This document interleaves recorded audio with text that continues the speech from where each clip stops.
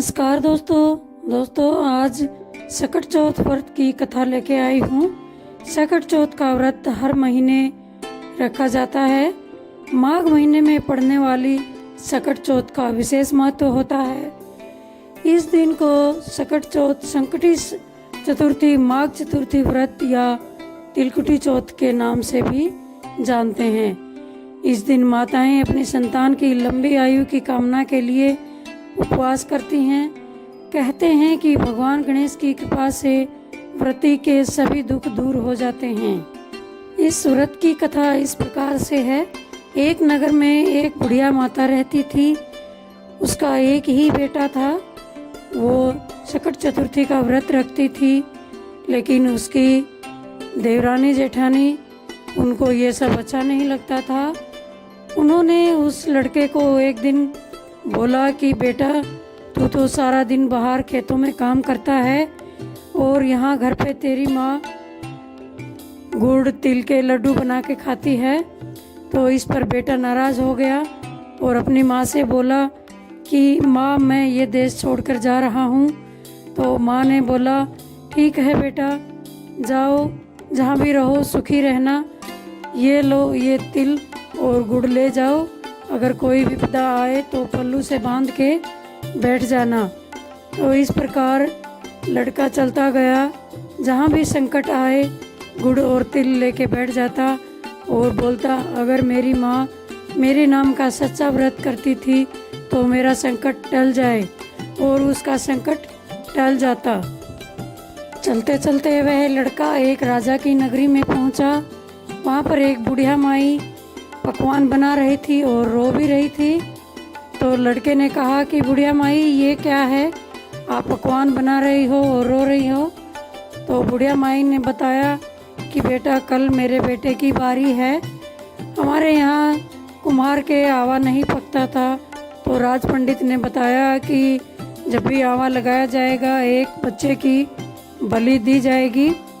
तो इसी तरह से बारी बारी से बलि दी जाती है, और कल मेरे बेटे की बारी है।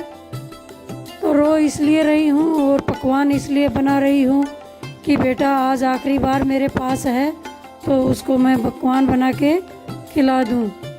इस पर उस लड़के ने कहा कि माई, मैं 2-3 दिन से भूखा हूँ, आप मुझे खाना खिला दें भरपेट, और जब आपके बेटे की बारी आए तो वहाँ पे मुझे भेज देना, मैं वहाँ चला जाऊँगा, और इस तरह से आपका बेटा आपके पास रह जाएगा।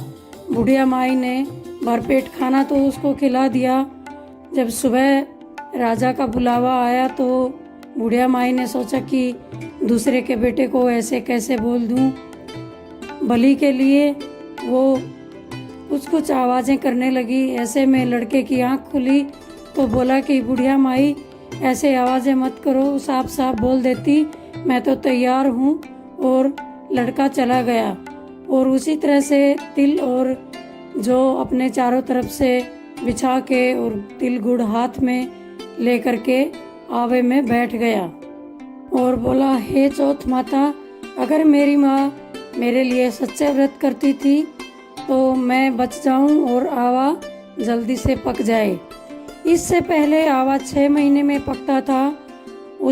इस बार तीसरे दिन जब सफाई वाली वहाँ से झाड़ू लगा रही थी तो एक कंकर किसी बर्तन पे जाके लग गई, तो उसकी आवाज़ से उसको लगा कि आवा पक चुका है। उस सफाई वाली ने कुम्हार को और राजा को जाके बताया कि आवा पक गया है। तो सभी कहने लगे, ऐसे कैसे, 3 दिन में आवा कैसे पक सकता है? फिर सबने जाके देखा तो आवा पक चुका था। तब उन्होंने वहाँ से सब कुछ हटा के बर्तनों को निकालने लगे तो नीचे देखा कि लड़का जिंदा बैठा था। इस पर सभी कहने लगे कि भूत है या प्रेत है, ऐसे कैसे जिंदा बैठा है? तब उस लड़के ने सारी बात बताई। इस पर राजा ने अपनी राजकुमारी का विवाह उस लड़के के साथ किया और आधा राज दे दिया, और वो राजमहल में रहने लगा। एक दिन राजकुमारी और वो लड़का राजमहल की छत पर खड़े थे और काली बदली उठी हुई थी। तो लड़का कहने लगा कि आज तो मेरे देश की तरफ काली बदली उठी हुई है। तो राजकुमारी ने बोला, क्या तुम्हारा देश भी है? तब लड़के ने बताया कि हाँ, सब कुछ है, मेरी माँ भी है। तब राजकुमारी बहुत खुश हुई और राजा से कहने लगी कि पिताजी, मुझे मेरे ससुराल जाना है। इस पर राजा बहुत खुश हुआ, बहुत सारा धन देकर अपनी बिटिया को विदा किया। जब लड़का अपने नगरी के बाहर पहुंचा तो सभी बोलने लगे कि बुढ़िया का बेटा इतना सारा धन और दुल्हन लेकर आ गया। तब बुढ़िया को बताया गया तो बुढ़िया रोने लगी कि पहले तो मेरा बेटा निकाल दिया, अब सब मेरे साथ मजाक कर रहे हैं। फिर लड़का घर आया तो चाची ताई सब बोलने लगी कि ये मेरा बेटा है, ये मेरा बेटा है। कहते हैं फिर चाची ताई और उसकी माँ को लोहे की आंगी पहनाई गई और लड़के को उनके सामने खड़ा किया गया कि जिसकी छाती से दूध निकलेगा वही लड़के की माँ।